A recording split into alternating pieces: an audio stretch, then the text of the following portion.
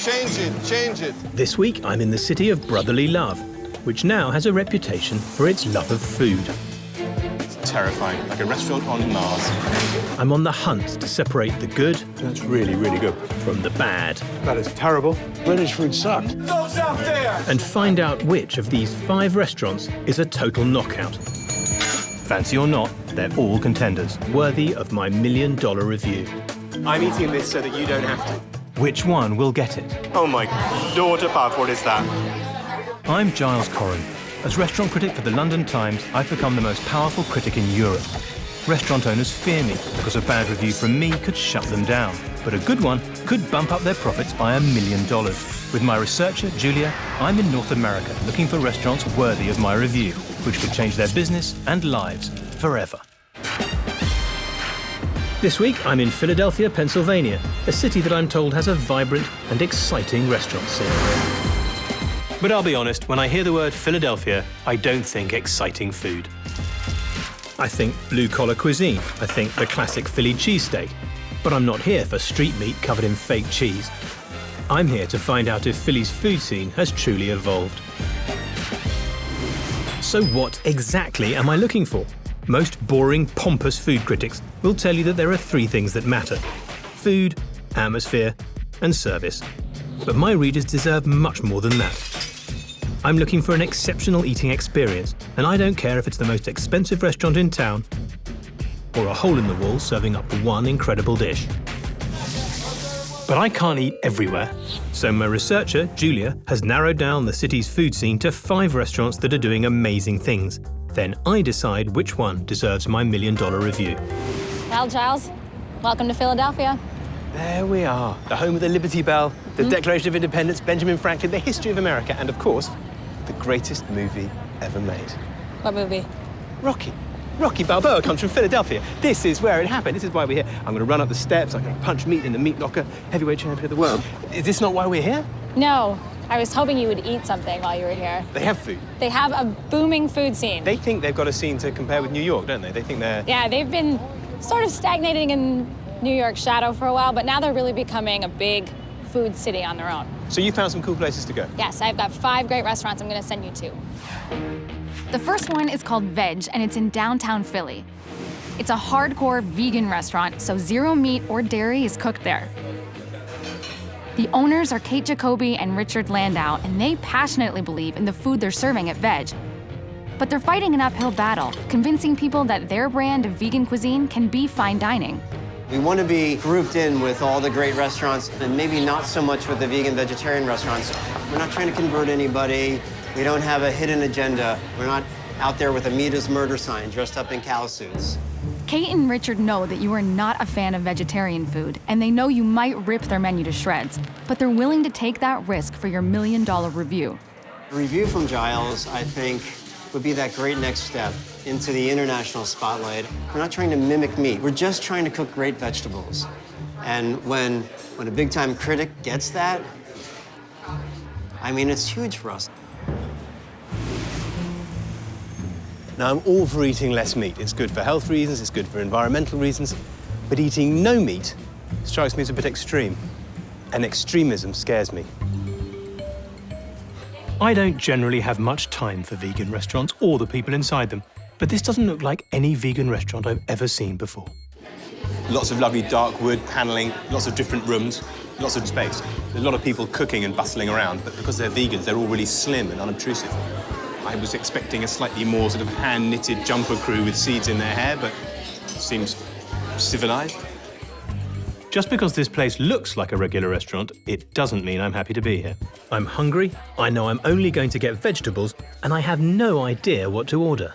I'm quite scared of vegan food. Something like smoked carrot Yeah, seems scary and yucky, really? so I need something that'll... We should definitely at least send you that so you can just get over that fear of the yuckiness. Fancy radishes? Are you a radish guy? I'm a radish guy. Okay, so this particular dish is stunning. I love hearts of Oh, pearl. that's delicious. Fantastic. Okay, started. It's terrifying, terrifying. Like a restaurant on Mars. I can feel myself surrounded by vegans. They have a kind of lean and hungry look, a thin, haunted, gaunt, angry kind of mien. And as I look around, I'm fairly convinced that I can tell a vegan and a vegetarian from a carnivore. I'm told that there's a mixed clientele here. For example, if I look at that table over there, we can see 3 girls who are blatantly vegans because they've dyed their hair themselves, which is a classic vegan trait. I'm so confident that I can spot a vegan that I've asked the chef at VEDGE to line up 5 of his staff members. You got 3 vegans and 2 omnivores right here. Really? Okay, too easy, vegan, yeah? Wrong. Right, okay. He's the other omnivore, and these 3 are the vegans. You're wrong. Right, okay, I can't do it. Damn. I hate losing at anything. I didn't think it was possible, but vegans just got even more annoying. Are you sure you're not a vegan? Completely sure. Completely sure. Always let the restaurant critic win, even if he's wrong. You're all lying. You're lying. Woohoo. These are your fancy radishes. They certainly are. Enjoy. Oh, my word, thank you very much. Unbelievable, beautiful colours. They're amazing.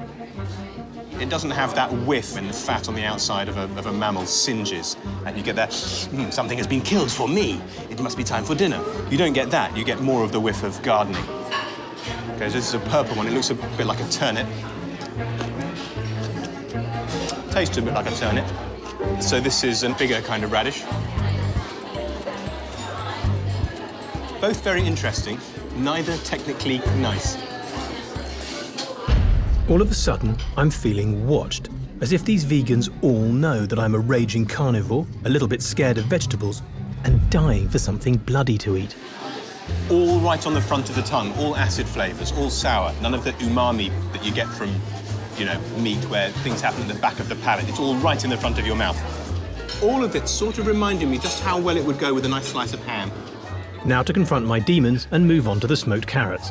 They've made it look all delicate, but I think we should sort of mush it in and try and have a bit of fun. It's a little bit clench-arsed and kind of tight, and you know, so try and mess it up a bit. Very faint taste of gunpowder. The first course has been challenging, but you want a dangerous sport to be challenging, not your dinner. At this point, the food had better start getting delicious very quickly, or VEDGE's chances of getting my $1 million review will be slimmer than a vegan's thigh. Hey, Giles. So I was watching you eat the radish plate. I knew I was being watched. I was concerned you weren't dipping them in the smoked soy sauce. Is this chef actually scolding me for eating his food wrong?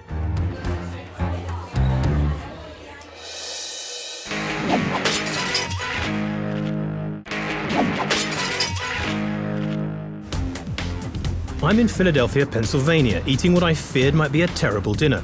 Normally, I'm suspicious of vegan food, but so far, my experience at VEDGE has been mostly positive. Unbelievable, beautiful colours. Flavour-wise, however, it didn't have the strength or complexity to convert me into a vegan. And now, going into the second course, I'm facing a restaurant critic's nightmare. I'm being confronted by a chef who thinks I'm not eating his food properly.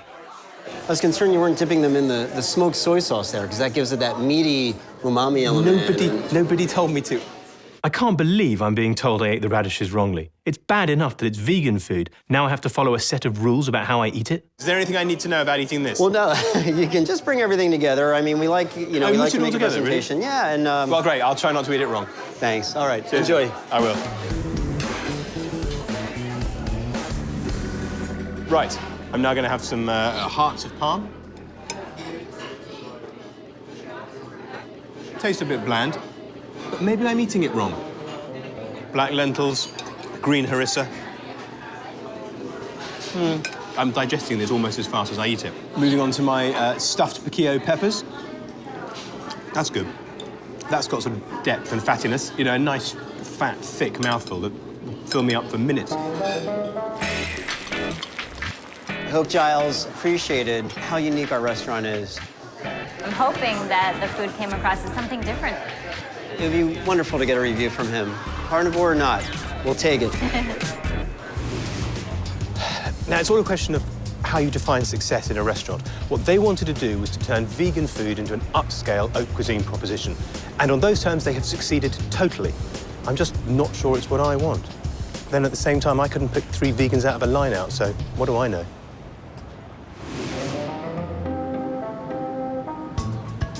I've got 4 more Philadelphia restaurants to visit before deciding which one will receive my $1 million review. But first, my researcher Julia has arranged a private tasting for me at a restaurant called Barclay Prime, home of the most expensive Philly cheesesteak in the world.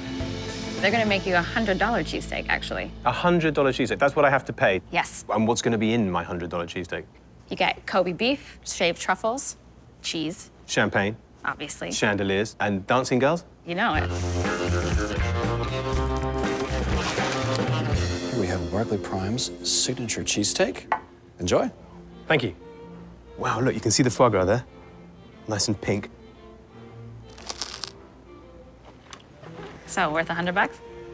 I've just had like a $10 mouthful. In fact, that is delicious. So this is representative of the Philly cheesesteak scene, is it? Well, no, I mean, it's a fancy cheesesteak. It's really, really good. So is this the second restaurant up for my review? No, you're going to CHEU Noodle Bar, which is in a part of town called Center City East. It's an Asian noodle joint run by two very non-Asian people. I'm 100% Irish. I'm Jewish. Sean Dara and Ben Pushevitz are the owners, and they have a non-traditional approach to Asian food. Their biggest challenge is getting people to understand their menu. In the beginning, when people were coming here, they didn't really understand what we were trying to do. There's just a lot of people coming in just comparing us to, like, that doesn't taste like the ramen up in Chinatown, and we're trying to tell them it's not supposed to be. Just eat it. Yeah.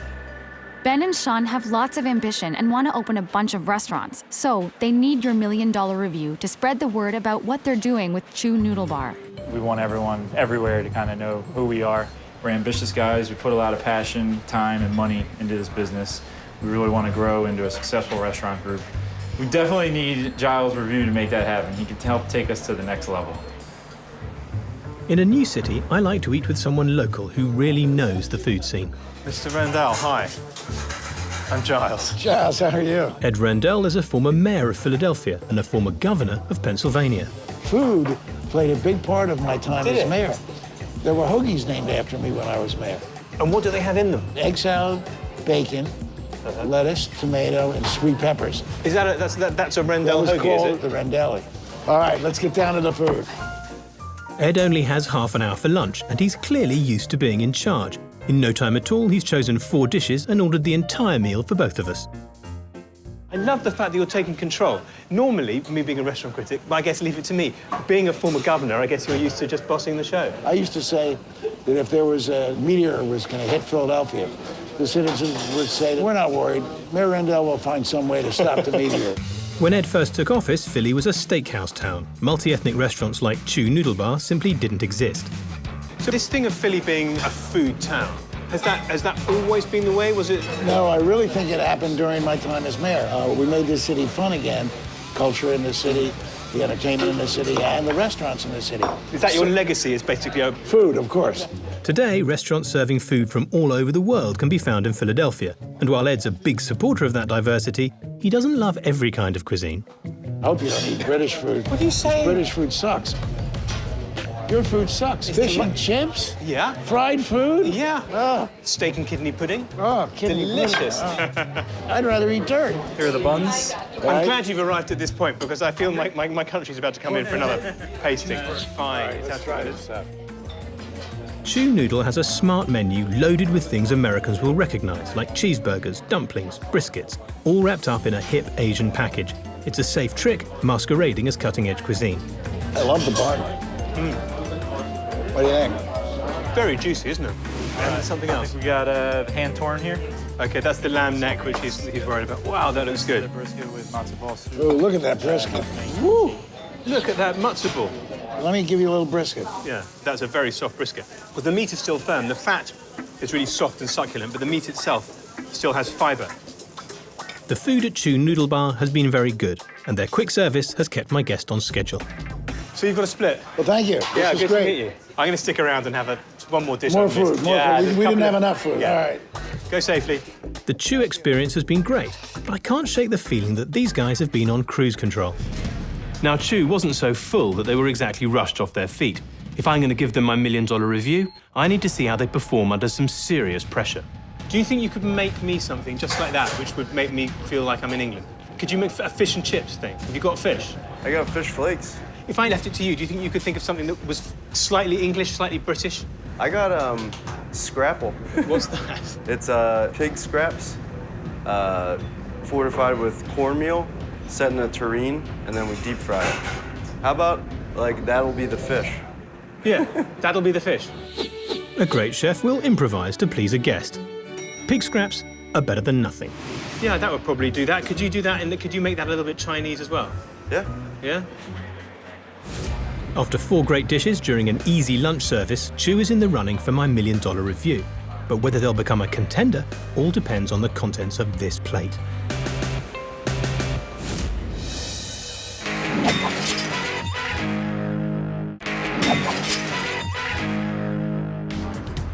CHEU Noodle Bar, a fun 1-year-old Asian fusion restaurant in Philadelphia, has delivered a great lunch.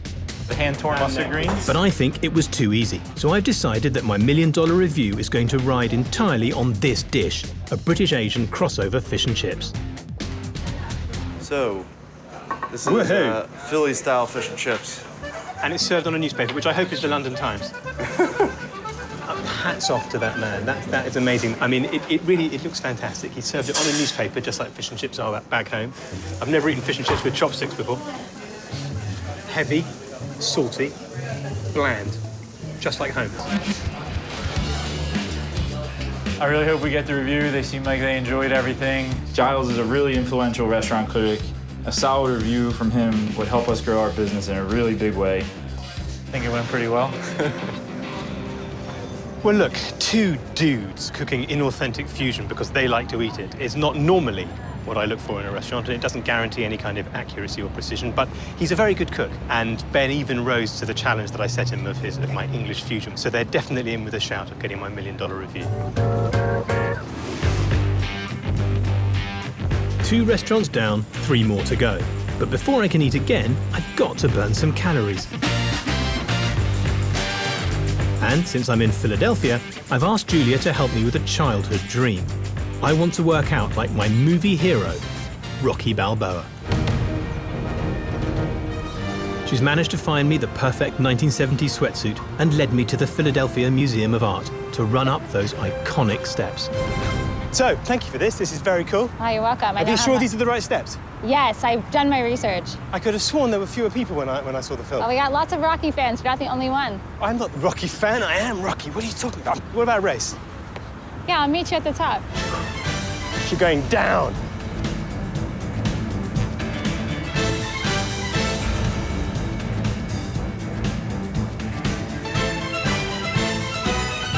Rocky has been a lifelong inspiration for me in all sorts of ways, which possibly explains why I like to beat up restaurants so much. So, what are we doing next? What do you mean? How can we top this? The meat locker scene. I told you I haven't seen the movie. The meat locker scene, where he goes in and he punches the carcasses, you know? So you want to go punch meat? Yeah, I do. Let's see what I can do. What's the next restaurant? All right, the next one you're going to is called the Mildred. The Mildred, that sounds appropriately macho.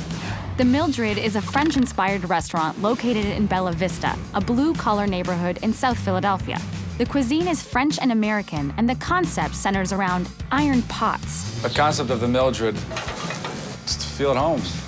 Michael Santoro and Michael Doris are the owners, and they serve their French-inspired dishes in iron pots because they feel it makes their food taste like home cooking. Reminds you of something you're connected to, grandma home cooking, or, you know, when you gather around the table and you share out of a larger pot. But their cast iron concept might be a bit confusing to people in the neighborhood. The truth of the matter is, weekend business is really strong, weekday business is like sluggish and slow. So Mike and Mike have started a theme night to bring in more weekday business. Wednesday night, we do this thing called Whiskey Wednesday. We try to draw people in, lesser price, more bourbons, whiskeys, ryes, try to have fun with it. These guys really hope a review from you will allow them to lose the gimmicks and go back to focusing on the food. A review from Giles would help us because of his notoriety. And it will get a lot of butts in the seats and get the place bumping. Today is in fact Whiskey Wednesday, so I'm expecting the place to be teeming with rowdy, possibly even drunk local people.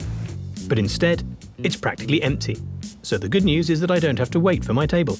The bad news is it's possibly the worst table in the house. 15 seconds into this meal and I'm already unhappy. Then I spot an unforgivable mistake. Hi, how are you? It says Whiskey Wednesdays. Yeah. There's an apostrophe. So I am against that. As an Englishman, That is- coming from the land that gave you the language that you I'm speak, very to see sorry an about apostrophe stuck in the middle completely superfluously almost takes my appetite away.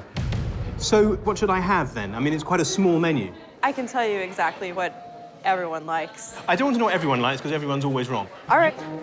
Now, it may look like I'm giving my poor waitress a hard time, but I'm really not. I expect my servers to match whatever mood I'm in, and if I'm in a quiet mood, then they should be silent. But thanks to my experience so far, my mood is not great. I need my server to have personality and help turn things around fast. Roasted Brussels sprouts, they give me terrible wind. That'll be fun later on. I keep trying to move the conversation forward, but I'm getting nothing back. A great server needs to be quick on their feet, in more ways than one.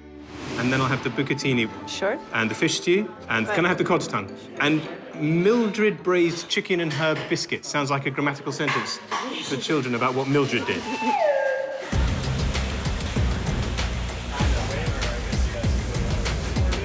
All right.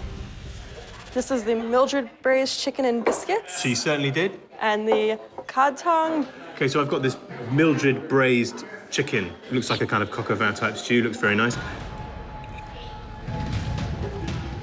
Yeah, fine. That's a sort of standard French bourgeois cuisine. It's not bad. And then they've got what Americans call biscuits, which I would call a piece of bread. And this thing over here, this is the cod's tongue on a piece of sourdough. I mean, quite bland. The toast is a tiny bit overdone. You do have a slight taste of burnt toast, which a very, very delicate cod tongue can't always compete with. Burnt toast, uninspiring service, and the loneliest table in the house. I am not happy. Frankly, I blame my waitress. A customer just shouldn't be allowed to get this unhappy. I haven't been asked if everything's okay. I haven't been asked if I need anything. I think I'm going to give this waitress one last chance to step up and improve things, or the Mildred just isn't getting my $1 million review. Can I move?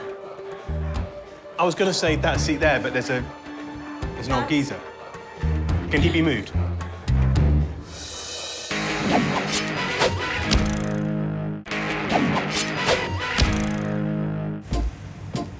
The Mildred is an American-French fusion restaurant struggling to establish itself in a working-class Philadelphia neighborhood. But right now, it's also struggling for my review. The food, which is served in iron pots, isn't bad, but my terrible table is dragging down my overall experience. I need to take action. Can I move? I was going to say that seat there, but there's an old geezer. Can he be moved? All right. I'm hoping this jolt of new energy will put the Mildred back in the running for my review. Excuse me, sir. Sir, do you mind if I sit here? Okay.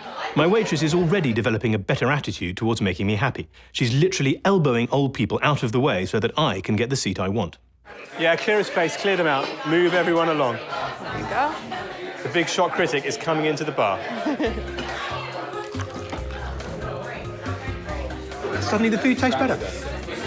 Suddenly I've got a bit of company. I'm close to the whiskey, so a bit of more intense feeling. I look back to that lonely desert I've been sitting in, and I don't know why I didn't think of it earlier. It's time for the rest of my meal at the Mildred. All I know at this point is that it will be coming in cast iron pots. But will it all taste good enough for my $1 million review? This is our chef's specialty, our fish stew. So what I've got here delivered at the bar is a huge whopping great fish stew, bucatini, which is basically spaghetti. They've got this cast iron thing going there. It looks like a lot of washing up, doesn't it? This has obviously been cooked separately and then laid out on the cast iron. So I don't know why you do that. Nice and fresh, firm meat, lovely. Normally in a classic French bouillabaisse you would use a red mullet. It probably doesn't really swim down the Delaware River. That's really, really good. This meal has got about 1,000 times better since I've moved to the bar. But I'm still a bit perplexed. Is the Mildred a proper rustic French restaurant or a fun local bar with decent food? I think he had a good time. We picked some good dishes, things that were fun and represented what we do well. If Giles gave us the review, you'd see that dining room's full. That's what we want. Well, I had a good meal, and they're good people. They've got a lot of concepts going on. They've got the cast ironware, they've got Whiskey Wednesday, they're trying to bring a new kind of food to a blue-collar area. I was chasing the concept all the time. So I think if I'm confused, possibly they're a bit confused. But that doesn't mean it's not a great restaurant.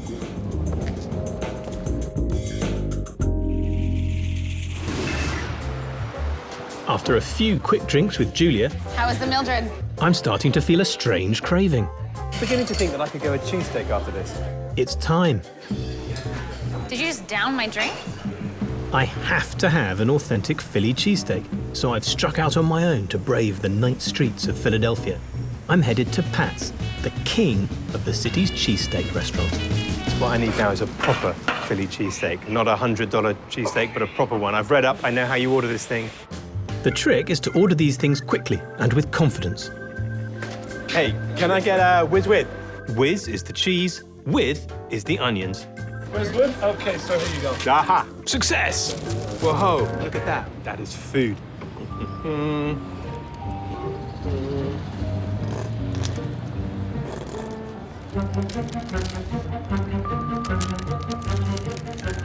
That is terrible and fantastic.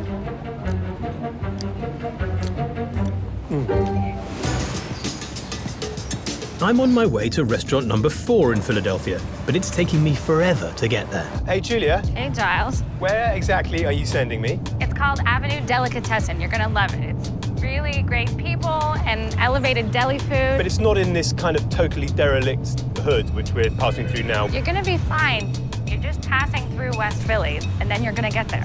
You're gonna love this place. It's got really great food, and it's Jewish-Italian. That's a great combo. Can you speak up a bit? I can't hear you over the sound of people being murdered. You're in a moving van. How dangerous can it be? Frankly, I'm worried that the vehicle is not armored. Husband and wife team Laura Frangiosa and Josh Scariff opened the Avenue Delicatessen a year ago. We are hopefully the world's first Jewish and Italian deli. We make everything from scratch. Even the mayonnaise. But Josh and Laura have taken a big risk in their choice of location, a small borough outside of Philadelphia. They need to travel to come here, but it'll be totally worth it once you get here. But so far, that promise of great food hasn't been drawing enough people to the Avenue Deli. Nobody makes money in the first year in a restaurant. Nobody. Both Josh and Laura are desperate for your review. A review from Giles would mean so much. But Laura has a more personal reason for wanting it. It's her lifelong dream to own a restaurant. This has always been my dream, and I'm extremely lucky to say that I was able to get here. After a long and somewhat harrowing drive, I'm tired and irritable. A bad starting point for the Avenue Delicatessen. If a restaurant opens a long way away and the food is worth the trip, it becomes a destination joint. If it opens a long way away and the food isn't worth the trip, it becomes a restaurant that nobody goes to. Hi, how are you? Hi, I'm all right. How are you? There's menu for you. Lots of recommendations for you today. Jewish wedding soup. And then I have to say, because it is a labor of love, you have to get the house-cured corned beef. And do you have anything that's in Italian? How about eggplant lasagna? Our eggplant Great. lasagna is fantastic. Okay. I honestly can't tell. Were those friendly menu recommendations, or did I just have my order decided for me? Let me grab your soup for you. Thank you. It's lovely to walk into a place and get a really friendly welcome like that. I mean, really intense, really giving me her whole menu. And when you get on with someone well early on, it sets you up for a bit of a fall, because if the food's not nice, it's even more depressing. Wow, those are big matzo balls. Yeah. Thank you very much. Enjoy it. And before I could swallow my first mouthful, Laura commits one of the cardinal sins of running a restaurant. So how is it? What do you think? Never ask a restaurant critic what he thinks. He will never tell you the truth. It's absolutely delicious. It is the most wonderful chicken soup I've ever had. Amazing, amazing matzo balls. So light and fluffy. How do you do it? The meatballs so little and yet so packed with meat and intensity and flavour. The celery at the bottom just sort of comes through, gives it a wonderful kind of boreal aromatic quality. I'm so glad. But what I actually think, you have to wait for the review to find out. Fair enough. Laura seems to be one of those lovely but slightly pestery chefs. So if I'm going to eat privately, I have to eat fast. It's a very nicely made soup. The matzo balls are very light and very fluffy. And the soup has a good chickeny flavour, but it's quite under-seasoned, so it's slightly bland. With your eyes shut, you might think it was a vegetable soup. There you are. Woohoo! It's simple and delicious and well-constructed. Delicious. Enjoy. It's very nice, thank you. I have not eaten many Reuben sandwiches in my life. It's not really an England thing. I'll know more about it when I've eaten it. Look at how good that is. It is a good sandwich, but it's quite unusual to have the person who made it standing in front of you, pointing at you, saying, look how good that is. Sort of for me to decide. Is the Avenue Delicatessen a true destination restaurant? Will it be getting my $1 million review? The answer comes down to this eggplant lasagna.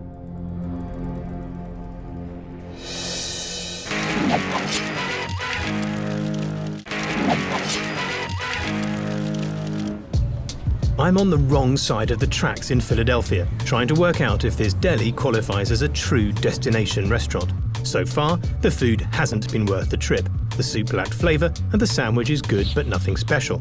It's up to this eggplant lasagna to keep the Avenue Delicatessen in the running for my $1 million review. From my point of view, when you see a piece cut off a larger giant lasagna in the kitchen and then just put on a bowl and reheated, it says catering. I like to see an individual lasagna in a kind of cast iron earthenware thing still bubbling with cheese. So what do you think? I'm being blown away, taken to another place altogether. I feel like I should stop asking. Yes, Lara, you should. Because sadly, this is not a $1 million eggplant lasagna. And while I really like the atmosphere and the people at the Avenue Delicatessen, the food just isn't outstanding enough for a special trip. Well, that's a lovely place, and Lara's a very good cook, and she's doing what she's always wanted to do, and she does it with love and with originality, and she's got good people working with her, and I had a good time. But really, is a soup and a sandwich enough to get a $1 million review? Before my fifth and final restaurant in Philadelphia, I have time for one more Rocky-themed workout. Thanks to Julia, I get my very own meat locker scene, just like the Italian stallion himself. You ready for your Rocky moment? Thank you for setting this up. This is the moment of my life. After you. Julia's thought of everything. She's even brought in a boxing trainer to make sure my Rocky moment is perfect. I really appreciate you following my Rocky dream to beat up carcasses. In the film, it is a cow that he's hitting rather than a small pig. Yeah, well, you said meat lockers, so this is what we have. I'm Jewish, I can't hit a pig. I don't think we have another option, so... I'm wondering if it's not quite so macho for me. I'm beating up something smaller than I am. I know Julia went to great lengths to set this up, but it doesn't feel very Rocky-like to be slugging away at this poor little piglet. I'm throwing in the towel before this bout even starts. We go now? I'm freezing. Yeah. It was time to head to my fifth and final restaurant in Philadelphia, but I wasn't ready to leave Cannulli's House of Pork just yet. Now, I think maybe like in the Rocky film, when the butcher, they give Rock some meat to take away, for bringing glory on the... What do you need? A couple of pork chops would be... A couple of pork chops? Yeah, How do you look? Yeah, lovely. I've got a plan for this pork. Beautiful. Thank you very much. Thank you, pleasure. And that plan involves my next restaurant. It was time to ditch the sweats and dress up for one more meal in Philadelphia, the fifth and final restaurant up for my $1 million review. Okay, so you're going to Kanella. It's a BYOB. Oh, now you tell me? Yeah. But I've got no bottle to bring. I have a bottle for you. I hope it goes well with pork. It will, trust me. You're gonna be very pleased with it. But you can't open it until you get inside. I won't. I promise I won't. Well, tell me more about Kanella. Okay. It's in downtown Philly in a neighborhood called Washington Square.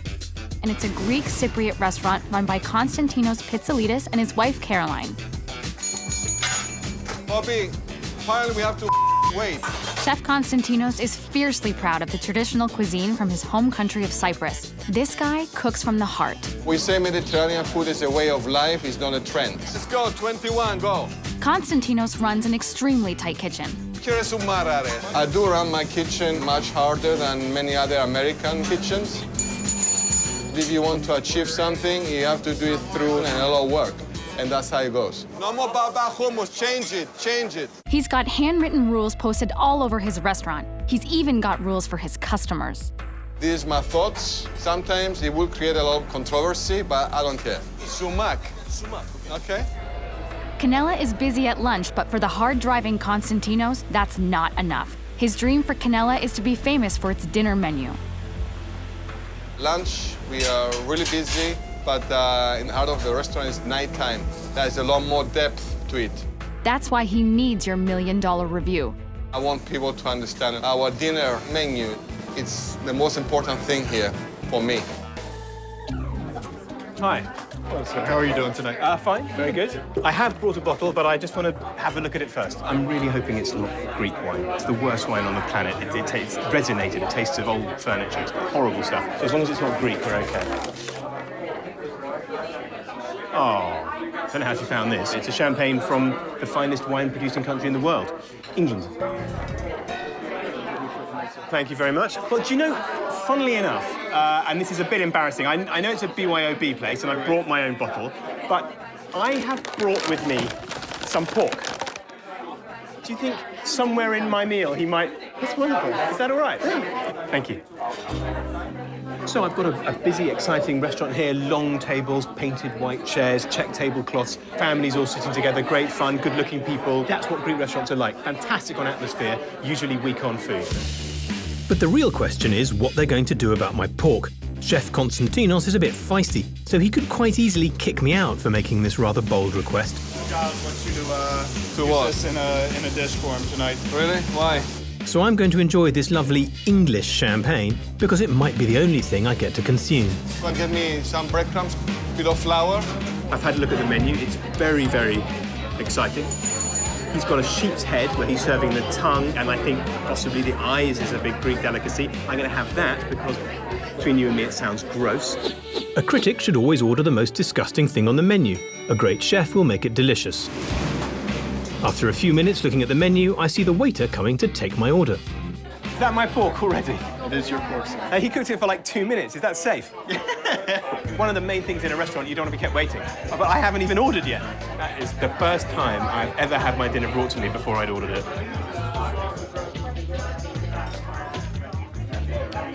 Absolutely delicious. Needs some lemon. And funnily enough, goes perfectly with English champagne. This instant and delicious pork dish has me excited about the chef's skills, so I order far too many dishes. The house-made North African merguez sausage, Armenian ground lamb dumplings, a grilled octopus, and the sheep's head soup. Order in dips, goat chop, no onion whatsoever. Greek salad, octopus, second course. Suddenly, I see an intimidating figure heading aggressively towards my table. Julia told me this chef can be uncompromising. Have I insulted him? Delicious though it is, I'm beginning to regret bringing my own pork to this restaurant. Hi.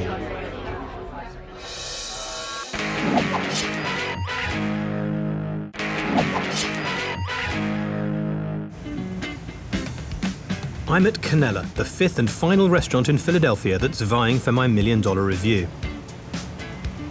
I may have crossed a line with this famously testy chef when I brought my own pork and sent it to the kitchen to be cooked. Now I'm being confronted by him at my table, and he looks a tad intimidating. Hi. Luckily for me, I've got nothing but good things to say at this point. Thank you so much. It's great. It's just something really simple.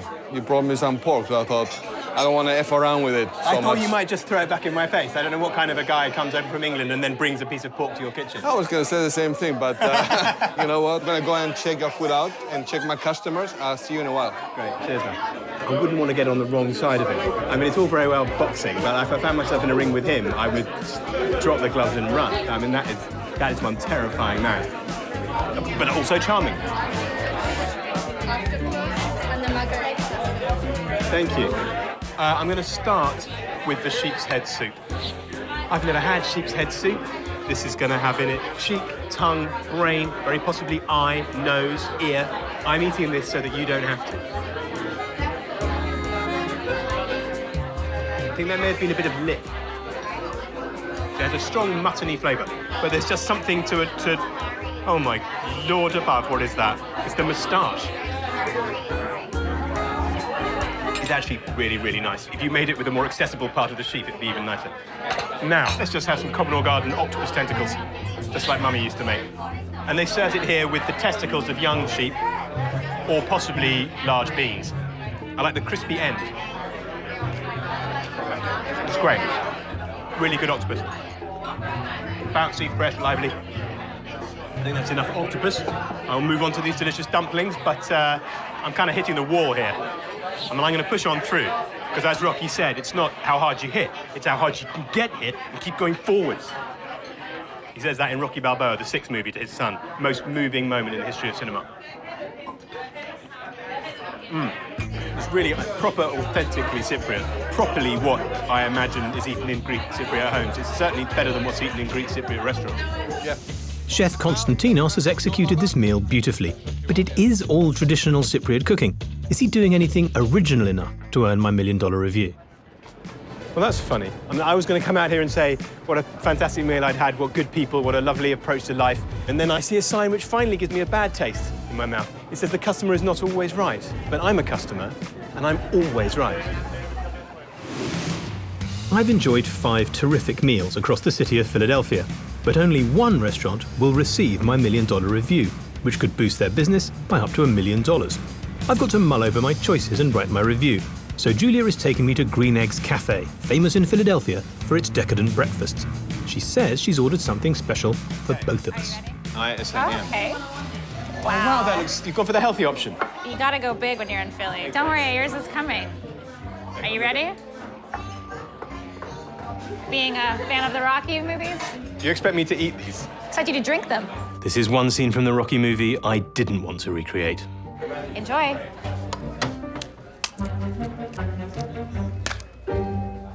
Bottoms up, as we say in England.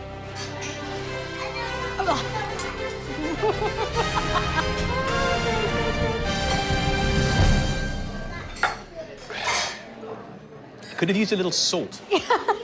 With that extremely simple meal out of the way, it's time to get down to business and discuss the options for my review. What about the Avenue Delicatessen? It was quite heavy, fatty food. It was Well, Jewish it's a deli. mama. Exactly. And that's sort of the problem. The food, while delicious, was just basic, so I'm taking them out of the running. I can't give my review to an okay sandwich and a piece of lasagna. I've been dying to know what you thought about VEDGE. I was surprised. Yes, VEDGE is certainly a contender, because they managed to make something as potentially boring as just vegetables rather interesting. One might even say exciting. What about CHEU Noodle Bar? A couple of dudes. Yeah, keeping it real. I love to be kept real. They wear their lack of authenticity proudly when it comes to cooking Asian food. I've never eaten fish and chips with chopsticks before. It was a really good meal. So what did you think about the Mildred? I sat alone in the restaurant, felt a bit lonely. I moved up to the bar. The big shot critic is coming into the bar. And once I got to the bar, things really picked up. That's outstandingly good. So what did you think of KANELLA? KANELLA is this busy neighborhood restaurant. Konstantinos looked like a scary fellow, but he accommodated my bizarre pork-based request. Still, I can't help wondering if the rustic food was a bit simple to get my review. Well, I guess you have some deciding to do then. After talking through my options, I'm still not sure which way I'll go. So I'll start writing and see what my fingers think. 4 Philadelphia restaurants are still in the running. Only one will get my review, potentially boosting business to the tune of $1 million in extra revenue. Who will it be?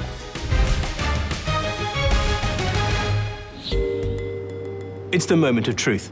My review is written, and today it goes live in the Huffington Post. Whose life will it change? Will it be CHEU Noodle Bar? Will it be the Mildred? There's KANELLA. Or what about VEDGE?